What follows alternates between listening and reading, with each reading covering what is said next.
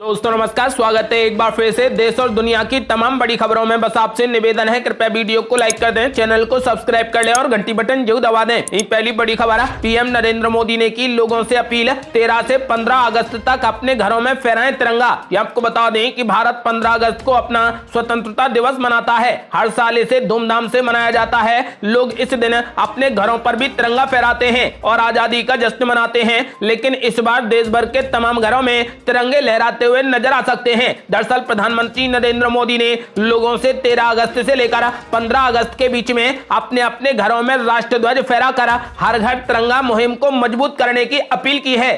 और ये बड़ी खबर, सीबीएसई बोर्ड 12वीं क्लास के नतीजे हुए घोषित, लड़कियों ने मारी बाजी, उत्तर प्रदेश ने गाड़ दिया झंडा। ये आपको बता दें कि 12वीं क्लास का रिजल्ट आउट हो चुका है। इस साल 12वीं में कुल 92.71% छात्र छात्राएं पास हुए हैं। वहीं लड़कों की तुलना में 3.29% ज्यादा लड़कियों ने बोर्ड परीक्षा में पास किया है। इस साल उत्तर प्रदेश के बुलंदशहर की रहने वाली तान्या सिंह ने परीक्षा में 500 में से 500 अंक हासिल किए हैं। उत्तर प्रदेश ने सीबीएसई बोर्ड 12वीं क्लास में झंडा गाड़ दिया है। आपको बता दें कि जिसको लेकर तान्या सिंह को मुख्यमंत्री योगी आदित्यनाथ ने बधाई दी है।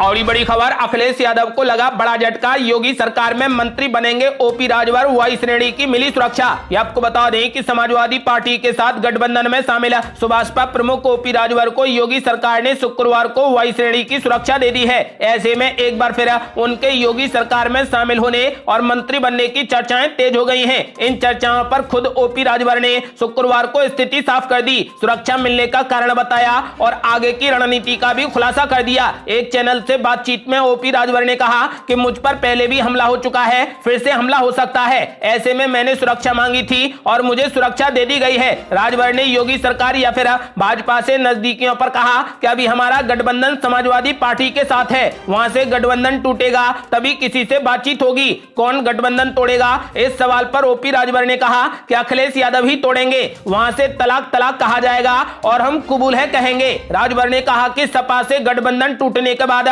हमारी प्राथमिकता बहुजन समाज पार्टी है। जब बसपा से बात नहीं बनेगी तो किसी और से बातचीत होगी। अभी तो लोकसभा चुनाव से पहले कई दल सामने आएंगे। आपको बता दें कि द्रौपदी मुर्मू को वोट को लेकर पूछे गए सवाल पर ओपी राजभर ने कहा कि वोटिंग से पहले ही हमने उन्हें अपने वोट देने की घोषणा कर दी थी और हमने द्रौपदी मुर्मू को ही वोट दिया है। और ये बड़ी खबर, द्रौपदी मुर्मू ने आंध्र प्रदेश समेत 3 राज्यों में किया क्लीन स्वीप, खाता भी नहीं खोल सके यशवंत सिन्हा। ये आपको बता दें कि द्रौपदी मुर्मू ने विपक्ष के उम्मीदवार यशवंत सिन्हा को हराने के साथ ही भारत की पहली आदिवासी राष्ट्रपति बनकर इतिहास रच दिया है। द्रौपदी मुर्मू ने देश के 15वें राष्ट्रपति बनने के लिए निर्वाचक मंडल सहित सांसदों और विधायकों के 64% से अधिक वोट हासिल किए हैं। 3 राज्य ऐसे रहे जहां पर द्रौपदी मुर्मू ने क्लीन स्वीप किया है। आंध्र प्रदेश, नागालैंड और सिक्किम में उन्हें 100% वोट मिले हैं। द्रौपदी मुर्मू को आंध्र प्रदेश में इतने वोट मिलना अहम है क्योंकि यहां पर भाजपा सत्ता में नहीं है। इसके अलावा अरुणाचल प्रदेश, मणिपुर और मेघालय में भी द्रौपदी मुर्मू के पक्ष में शानदार वोटिंग हुई है। विपक्ष के संयुक्त उम्मीदवार यशवंत सिन्हा ने भी कुछ राज्यों में शानदार प्रदर्शन किया है। आपको बता दें कि 3 राज्य आंध्र प्रदेश, नागालैंड और सिक्किम ऐसे रहे जहां पर यशवंत सिन्हा अपना खाता भी नहीं खोल सके। और ये बड़ी खबर, एक वोट 139 वोटों पर पड़ा भारी, केरल में बीजेपी का एक भी सदस्य नहीं, फिर भी द्रौपदी मुर्मू का खुला खाता।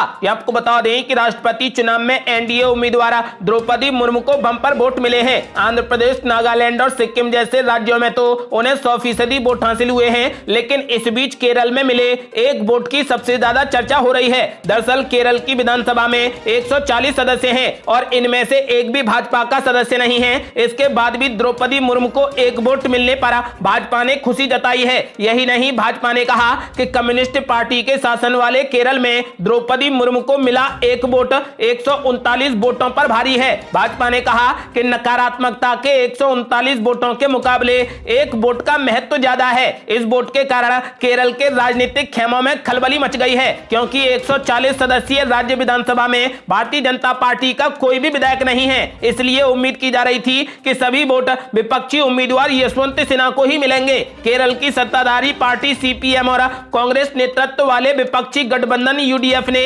यशवंत सिन्हा को समर्थन देने का ऐलान कर दिया था। राजनीतिक पर्यवेक्षकों द्वारा अब यह सवाल उठाया जा रहा है कि एनडीए की उम्मीदवार को वोट गलती से दिया गया या फिर जानबूझकर दिया गया। फिलहाल ये स्पष्ट नहीं है कि किसका वोट द्रौपदी मुर्मू को मिला है। फिलहाल एक वोट 139 पर भारी पड़ता नजर आ रहा है। अगली बड़ी खबर, राष्ट्रपति चुनाव में ममता बनर्जी को भी लगा बड़ा झटका। टीएमसी के एक विधायक ने द्रौपदी मुर्मू को दिया वोट और 4 विधायकों ने अपना वोट करा दिया कैंसिल। ये आपको बता दें कि राष्ट्रपति चुनाव के नतीजों के बाद क्रॉस वोटिंग को लेकर चर्चाएं जारी हैं। खबर है कि पश्चिम बंगाल में भी तृणमूल कांग्रेस के एक विधायक ने एनडीए की उम्मीदवार द्रौपदी मुर्मू को अपना वोट दिया है। इधर टीएमसी ने भी इसे लेकर जांच करने की बात कही है। हालांकि पश्चिम बंगाल के अलावा देश के अन्य राज्यों से भी क्रॉस वोटिंग की खबरें सामने आई। नतीजे जारी होने के बाद भाजपा ने भी टीएमसी पर निशाना साधा और कहा कि यह विधायकों की निराशा को दिखाता है। भाजपा विधायक शुभेंदु अधिकारी ने कहा कि जैसा कि मेरी तरफ से वादा किया गया था कि बंगाल भाजपा के सभी 70 विधायकों ने श्रीमती द्रौपदी मुर्मू जी के पक्ष में मतदान किया है, जबकि तृणमूल कांग्रेस विधायक ने नवनिर्वाचित राष्ट्रपति के लिए वोट किया है और 4 टीएमसी विधायकों ने अपने मतों को अमान्य कराना ही सुनिश्चित किया। पश्चिम बंगाल विधानसभा में श्रीमती द्रौपदी मुर्मू जी के लिए 71 वोट डाले गए हैं। आपको बता दें कि फिलहाल पश्चिम बंगाल विधानसभा में भाजपा के पास 70 विधायक हैं, जबकि 18 जुलाई को हुए चुनाव में द्रौपदी मुर्मू के खाते में 71 वोट आए हैं। यहां पर सिन्हा को 216 वोट मिले और 4 मत अमान्य करार दे दिए गए। इन अमान्य मतों के चलते भी अटकलें तेज हो गई हैं। दरअसल शुभेंदु अधिकारी ने पहले कहा था कि सत्तारूढ़ दल के कुछ विधायक जानबूझकर अपना वोट अमान्य करेंगे ताकि मुर्मू को फायदा हो। साथ ही उन्होंने चुनाव के लिए एनडीए उम्मीदवार को 70 से ज्यादा वोट मिलने की बात कही थी। आपको बता दें कि बीजेपी के पास 70 विधायक होने के बावजूद भी बीजेपी को 71 वोट मिले हैं। और बड़ी खबर, शिवपाल यादव की चिट्ठी का हुआ असर। अब अखिलेश यादव की मुश्किलें और बढ़ाएंगे शिवपाल यादव। ये आपको बता दें कि यूपी में विपक्षी दलों की एकता की कोशिशों में लगे अखिलेश यादव को लगातार झटके पे झटके लग रहे हैं। सबसे बड़ी परेशानी का सामना उन्हें घर के अंदर से ही करना पड़ रहा है। लाख कोशिशों के बाद भी राष्ट्रपति के चुनाव में कई समाजवादी पार्टी के नेताओं ने क्रॉस वोटिंग करते हुए द्रौपदी मुर्मू को वोट दिया है। इस क्रॉस वोटिंग को अखिलेश यादव के चाचा शिवपाल यादव ने अपनी चिट्ठी का असर बताया है। शिवपाल यादव ने कहा कि मेरी चिट्ठी के कारण ही सच्चे समाजवादियों ने द्रौपदी मुर्मू को वोट दिया है। मुलायम सिंह यादव को लेकर यशवंत सिन्हा के पुराने बयान को लेकर शिवपाल यादव ने सपा विधायकों को चिट्ठी लिखकर उन्हें वोट नहीं देने की अपील की थी। शिवपाल यादव ने द्रौपदी मुर्मू के राष्ट्रपति चुने जाने पर बधाई देते हुए कहा कि समय लेकर उनसे मिलने भी जाऊंगा। एक तरफ शिवपाल यादव तो दूसरी तरफ ओपी राजभर के रुख से लगता है कि अखिलेश यादव की मुश्किलें अभी और बढ़ने वाली हैं। और बड़ी खबर, दिल्ली में आबकारी नीति की सीबीआई जांच पर मचा बवाल। अरविंद केजरीवाल बोले मनीष सिसोदिया को फंसाने की हो रही बड़ी साजिश। ये आपको बता दें कि दिल्ली सरकार की आबकारी नीति को लेकर मुख्यमंत्री अरविंद केजरीवाल और उपराज्यपाल विनय कुमार सक्सेना आमने सामने आ गए हैं। उपराज्यपाल ने इसको लेकर सीबीआई जांच की सिफारिश कर दी है। इससे दिल्ली सरकार में शिक्षा और आबकारी मंत्री मनीष सिसोदिया भी घेरे में आ गए हैं। इसी पर दिल्ली के मुख्यमंत्री केजरीवाल ने प्रेस कॉन्फ्रेंस कर केंद्र सरकार पर जमकर निशाना साधा। उन्होंने कहा कि मनीष सिसोदिया के खिलाफ सीबीआई जांच की सिफारिश की गई है और अब उनको भी गिरफ्तार करने वाले हैं। उनको फंसाने की बड़ी साजिश हो रही है। केजरीवाल ने कहा कि अब नया सिस्टम लागू हुआ है, पहले आदमी खोजते हैं फिर केस बनाते हैं। मैं मनीष सिसोदिया को 22 सालों से जानता हूं, वो बेहद ईमानदार हैं। दिल्ली के मुख्यमंत्री केजरीवाल ने केंद्र सरकार को चुनौती देते हुए कहा कि हमें जेल से डर नहीं लगता, तुम सावरकर की और हम भगत सिंह की औलाद हैं। केजरीवाल ने कहा कि आपके नेता कट्टर ईमानदार हैं, इसलिए कीचड़ फेंकना चाहते हैं।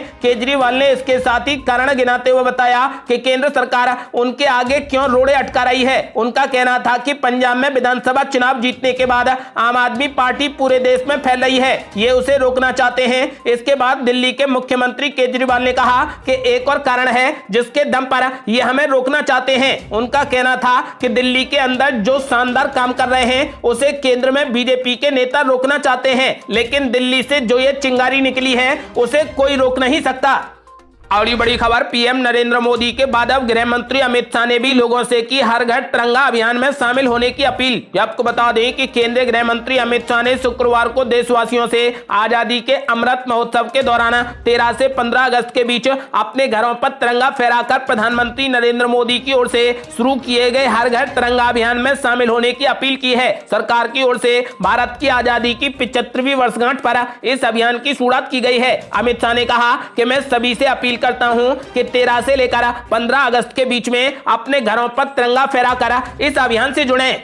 और ये बड़ी खबर, ऐसा है देश की नई राष्ट्रपति द्रौपदी मुर्मू का गांव। जब विधायक बनी तब सड़क और पुल बने और जब राष्ट्रपति प्रत्याशी बनी तब आई बिजली। ये आपको बता दें कि चंद दिन पहले तक आम गांव की श्रेणी वाला द्रौपदी मुर्मू का गांव बेहद खास हो गया है। उड़ीसा के मयूरभंज जिले के ऊपरबेड़ा गाँव की बेटी द्रौपदी मुर्मू देश की पहली आदिवासी राष्ट्रपति जो बनने जा रही है। बृहस्पतिवार शाम से ही यहाँ पर जश्न का माहौल शुरू हो गया है। मगर आम से खास बने इस गाँव की कहानी तमाम चुनौतियों का सामना करने वाले दूसरे तमाम गांव की ही तरह है। हालांकि स्थानीय लोगों को अब अपने दिन सुधरने की उम्मीद लगने लगी है। ग्रामीण बताते हैं कि इस गांव की सड़कें तब बनी थीं जब द्रौपदी मुर्मू पहली बार विधायक चुनी गई थीं। तभी गांव में पानी की पाइप बिछी, कानू नदी पर पुल बना, पशुओं का अस्पताल खुला। चंद दिनों पहले तक गांव के डुंगरी साई मजरे के 30 से ज्यादा घरों के लोग लालटेन की रोशनी में रातें काटा करते थे। द्रौपदी मुर्मू के राष्ट्रपति पद की प्रत्याशी बनने पर यहाँ पर बिजली के बल्ब जले हैं। अब गांव में सरकारी अमले का आना जाना बढ़ गया है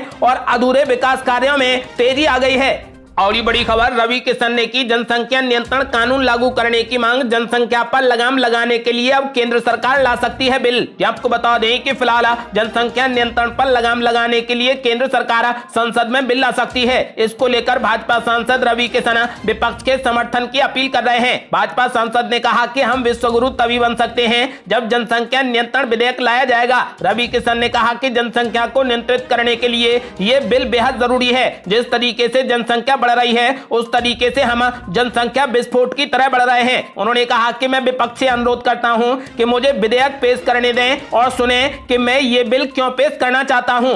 और ये बड़ी खबर, कृष्ण जन्म स्थान ईदगाह में ज्ञानवापी की तरह पहले मेरिट पर होगी बहस, सर्वेक्षण की मांग खारिज। आपको बता दें कि वाराणसी की ज्ञानवापी की तरह मथुरा के श्री कृष्ण जन्म स्थान और ईदगाह प्रकरण में पहले केस की मेरिट पर सुनवाई होगी। सिविल जज सीनियर डिवीजन की अदालत ने ईदगाह कमेटी के उस प्रार्थना पत्र को मंजूर कर लिया है जिसमें उन्होंने 7 रूल 11 के तहत सुनवाई की अदालत से प्रार्थना की थी। अदालत में 25 जुलाई से रोजाना दोपहर 3 बजे से सुनवाई शुरू होगी। ये थी अब तक की बेहद बड़ी खबरें। यदि आप भी चाहते हैं कि भारत जल्द से जल्द कोविड मुक्त हो जाए तो इस वीडियो को लाइक कर अपनी राय हमें कमेंट बॉक्स में जरूर दें। यदि आपने अभी तक हमारे चैनल को सब्सक्राइब नहीं किया है तो कृपया चैनल को सब्सक्राइब कर घंटी बटन जरूर दबा दें। जल्दी मिलते हैं बड़ी अपडेट के साथ, तब तक के लिए जय हिंद, जय भारत।